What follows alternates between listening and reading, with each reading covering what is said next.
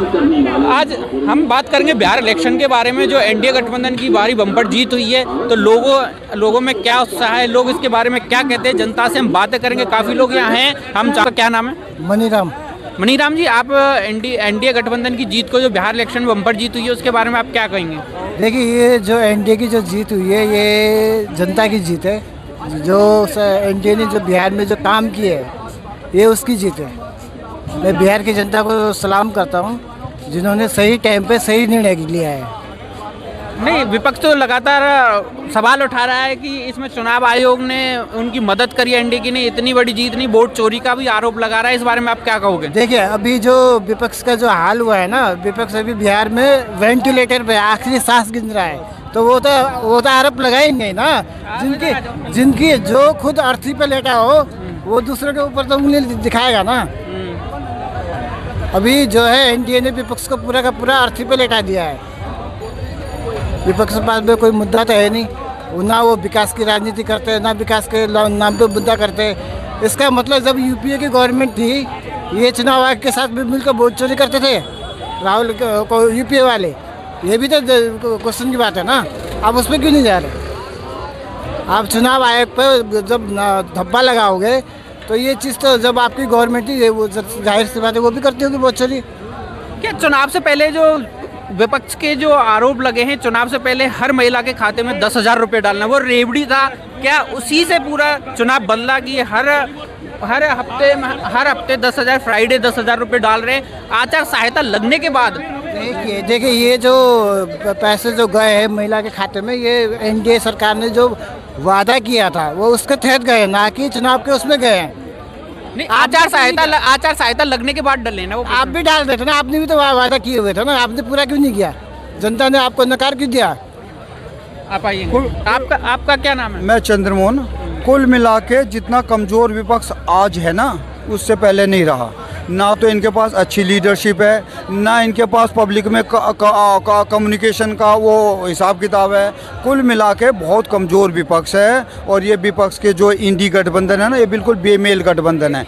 किसी राज्य में तो ये बोलते हैं हम साथ साथ है, किसी राज्य में बोलते हैं हम आपके हैं कौन। यहाँ पे आपस में ये एक दूसरे की पैर खिंचाई कर रहे हैं। इन्हीं की फूट की वजह से ये जो है इंडी गठबंधन की ये हालत है। तो बिहार इलेक्शन के बिहार में इतनी बम्पर जीत एनडीए की हुई, इसके बारे में आप क्या कहो? देखो, इसके बहुत कारण हैं। एक नंबर एक कारण ये है कि जिस पीढ़ी ने लालू का शासन देखा था ना, वो जंगल राज, वो उनको याद था कि किस तरीके से जंगल राज था। जंगल राज तो अभी भी था कि कुछ दिन पहले चुनाव से पहले जो दुर्घटना हुई थी, एक गोली मार के हत्या की। एक गोली मार के। लेकिन उस टाइम में क्या होता था, एक जूनोसाइड होता था।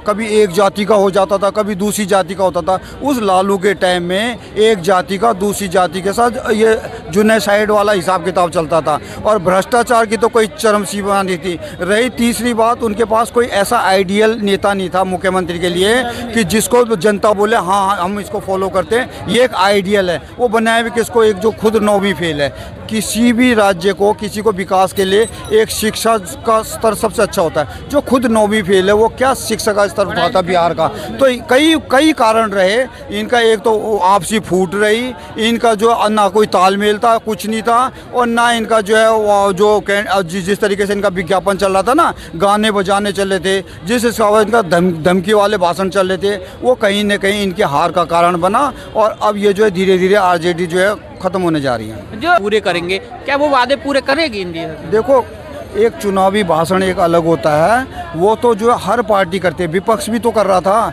वो क्या नाम है, तेजस्वी भी तो कर रहा था कि इतनी सरकारी नौकरियों की घोषणा कर रहा था जितने पूरे देश में नहीं है। तो वो तो खैर अपनी क्वालिफिकेशन के हिसाब से ही कर रहा था, कोई नौवीं फेल है तो उस हिसाब से कर रहा था। लेकिन जो है कुछ हद तक पूरे किए जाते हैं। कुछ चुनावी वादे होते हैं, यह जनता भी समझती है कि सारे वादे पूरे नहीं होते। लेकिन उनको ये भी भरोसा है, ये भी वो देख रहे हैं कि जहाँ जहाँ भी देश में डबल इंजन की सरकार रही ना, सेंटर में और उस स्टेट में, वो विकास किया। उसका उदाहरण आपके पास उत्तर प्रदेश है। आज जो सबसे ज़्यादा रेवेन्यू जो कलेक्शन करता है ना, महाराष्ट्र के बाद दूसरा नंबर यूपी है। और क्राइम रेट भी घटा है वहाँ पर। क्राइम रेट जब से ये योगी बाबा की सरकार आई है, वहाँ पे आप देखिए ना क्राइम रेट कितना घटा हुआ है। जहाँ पर आप शाम को 6 बजे के बाद नहीं निकल सकते थे, आज महिला जो है रात को 8-9 बजे तक काम करके घर जा रही है, वो भी सुरक्षित। वो भी किसकी वजह से? एनडीए बाबा की वजह से।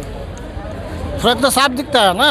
अब यही जंगल रात की यही जो ऐसा है जिसने अपने पिता को, आप देखिए तेजस्वी यादव ने पूरे कैंपेनिंग में लालू प्रसाद यादव को दरकिनार कर दिया था, जबकि उन्होंने आरजेडी की नींव रखी थी, जो अपने सगे बाप को राजनीतिक फायदे के लिए दरकिनार कर सकता है, वो जनता के साथ।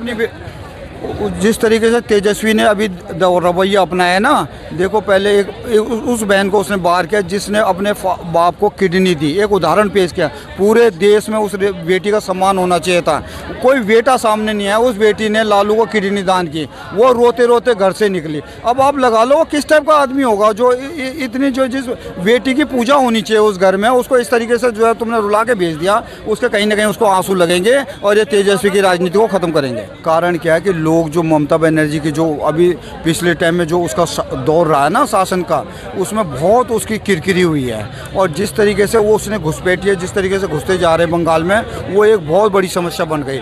अगर SIR सही से हो गया और वहाँ पे जो वहाँ की जनता में अगर सिक्योरिटी वाली भावना को भर दिया, तो जो है ये वो जो घुसपैठियों के SIR के जाने के साथ साथ इलेक्शन होते ही ये बंगाल की सरकार भी चली जाएगी।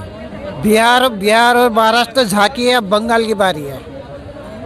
मैं इसलिए बोल रहा, आप देखिए ना, बंगाल में जब से ममता बनर्जी मुख्यमंत्री के पद पे बैठी हुई है, वो एक मुख्यमंत्री होने के बाद बंगाल में महिला की स्थिति क्या है। महिला के साथ आए दिन दुर्व्यवहार के समाचार आते हैं। पिछले कुछ महीनों पहले संदेश खाली का आपको पता ही है, सारी मीडिया ने वो फुटेज चलाया था। आप किस हिसाब से बोल सकते हैं कि मैं अभी आपको सुरक्षा दूंगी?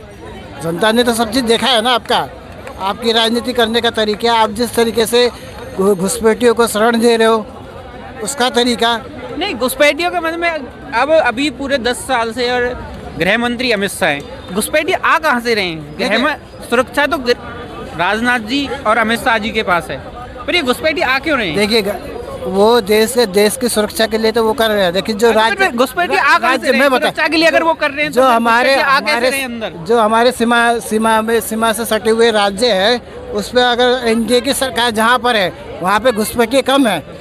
आप बंगाल की बात कीजिए, वहाँ पे जो है NDA ने काफ़ी लंबे समय से वहाँ पे सरकार नहीं बनाई। वहाँ पे उनका, आप देखिए, जिस राज्य में जय श्री राम का नारे लगाने पर कत्ल हो जाता है, तो वहाँ पे स्थिति क्या होगी?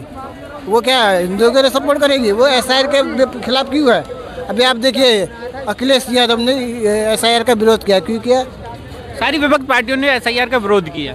क्यों कर रहे हैं ये बताएं। अगर आप, जैसे मैं भारतीय नागरिक हूँ, मेरी पहचान कैसे होगी? वोटर कार्ड से, जहाँ से मैं वोटर, अगर मेरे को सत्यापन कराने में अर्जी क्या है? अगर मैं सही होता वो चुनाव तो सही तरीके से करेगा ना। आप इसमें डर क्यों रहे? इसका मतलब आपके वो कहते हैं ना, कुछ तो दाल में कुछ काला है, वो क्यों डर रहे? कराइए ना, SIR कराइए, सरकार का सहयोग दीजिए। अगर आप सही होंगे तो जनता आपका साथ देगी। उत्तर प्रदेश में तो अखिलेश यादव को जनता ने नकारा है ना। अभी जो चुनाव हुए तो जनता ने नकार के उन्हें विपक्ष में बैठाया है ना। अभी वो यही बात करे, उससे अगर SIR अगर करवा देते हो तो उनमें हर्ज क्या है? आप करवाइए।